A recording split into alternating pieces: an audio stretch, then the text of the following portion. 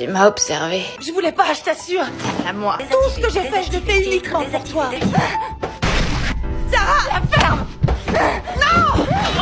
Tout cela est arrivé, juste parce qu'à l'âge de 3 ans, une aiguille en acier lui a accidentellement transpercé la tête, ce qui a laissé une puce étrange dans son cerveau. Grâce à une tablette reliée à cette puce, sa mère pouvait suivre chacun de ses gestes à tout moment. Elle pouvait même modifier le monde que la fillette voyait.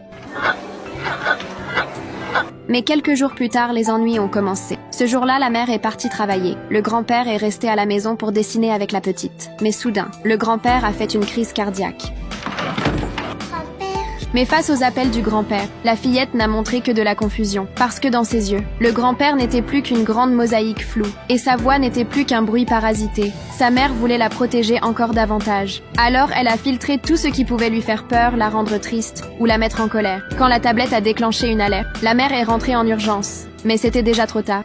Le grand-père est décédé. La mère s'est effondrée en larmes. Mais la fillette ne comprenait toujours rien, parce que dans ses yeux, le visage en pleurs de sa mère était lui aussi flouté. Et jusqu'à cet instant, la mère n'avait toujours pas remarqué le moindre changement chez sa fille, pas avant plus tard.